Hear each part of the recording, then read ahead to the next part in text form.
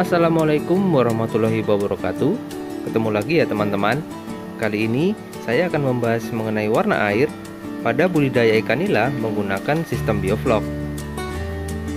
Seperti yang sudah teman-teman ketahui ya, sistem bioflok adalah salah satu sistem dalam budidaya perikanan yang mengandalkan aktivitas mikroorganisme untuk mengurai limbah organik dan juga anorganik di dalam kolam.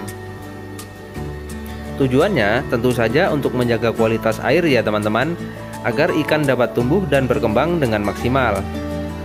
Pada sistem bioflok, umumnya ada 3 warna air teman-teman, yang bisa kita lihat ya. Yang pertama ada air berwarna hijau, atau biasa disebut green water system. Kemudian ada air berwarna coklat, atau biasa disebut brown water system. Dan yang terakhir ada air berwarna merah, atau biasa disebut red water system. Nah, untuk yang terakhir ini umumnya bisa dijumpai pada kolam ikan lele ya teman-teman, karena adanya penggunaan probiotik dan juga penambahan ragi tape yang tidak digunakan pada ikan nila.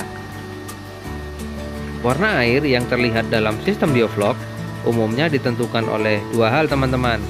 Yang pertama adalah mikroorganisme yang mendominasi, apakah dari kelompok autotrof atau dari kelompok heterotrof. Kemudian yang kedua adalah material organik yang terkandung di dalamnya. Kedua hal ini sangat berkaitan ya teman-teman, dan intensitas warna yang terlihat itu mencerminkan padatnya kedua hal tersebut. Mikroorganisme autotrof adalah mikroorganisme yang dapat membuat makanannya sendiri teman-teman, dengan mensintesis energi dari cahaya matahari ataupun energi dari reaksi kimia yang terjadi di dalam kolam.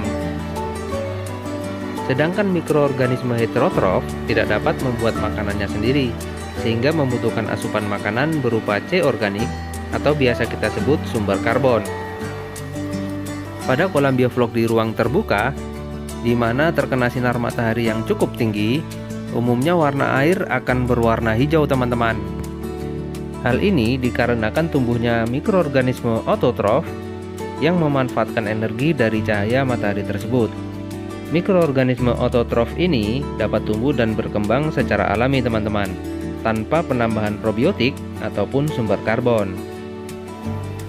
Energi dari sinar matahari disintesis menjadi sumber makanan oleh mikroorganisme autotrof. Dan proses ini biasa kita kenal sebagai proses fotosintesis. Pada siang hari, proses fotosintesis ini mengikat karbon dioksida dan menghasilkan oksigen, sehingga kadar oksigen di dalam kolam meningkat. Namun ketika pada malam hari ataupun ketika cuaca sedang mendung, mikroorganisme ini tidak dapat melakukan fotosintesis, sehingga justru menyerap oksigen dan mengeluarkan karbon dioksida. Nah, dalam kondisi ini, kadar oksigen di dalam kolam justru semakin menipis teman-teman. Dalam sistem bioflok, tentunya kita akan menambahkan probiotik dan juga sumber karbon agar mikroorganisme heterotrof dapat tumbuh dan berkembang di dalam sistem. Nah, seperti yang teman-teman lihat di sini ya, warna air telah berubah menjadi hijau kecoklatan. Ini menandakan bahwa mikroorganisme heterotrof telah tumbuh dan berkembang di dalam sistem karena adanya penambahan probiotik dan juga sumber karbon. Pada kolam bioflok yang terbuka, di mana sinar matahari dapat masuk secara penuh ke dalam kolam, menggantikan dominasi autotrof ke heterotrof akan cukup rumit teman-teman. Hal ini dikarenakan mikroorganisme autotrof dapat tumbuh dan berkembang secara mandiri teman-teman. Dan pertumbuhannya pun sangat cepat ketika mendapat energi dari sinar matahari yang cukup banyak. Untuk mengatasinya, teman-teman bisa membatasi ya masuknya sinar matahari ke dalam kolam. Dan juga perlu ditambahkan sumber makanan bagi mikroorganisme heterotrof. Kemudian pada kolam bioflok yang tertutup, di mana sinar matahari tidak dapat masuk ke dalam kolam, warna airnya akan menjadi coklat seperti ini teman-teman. Ini menandakan bahwa mikroorganisme autotrof tidak dapat tumbuh di sini teman-teman, karena tidak ada sumber energi dari sinar matahari. Sehingga yang dominan pada kondisi ini adalah mikroorganisme heterotrof. Lalu kesimpulannya bagaimana teman-teman?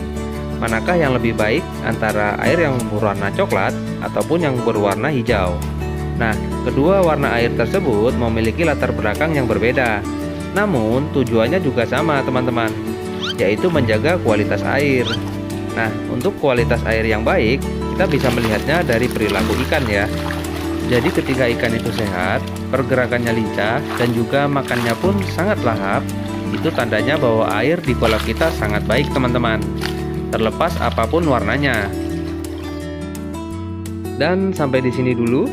Kurang lebihnya silakan tinggalkan komentar ya. Semoga bermanfaat. Wassalamualaikum warahmatullahi wabarakatuh.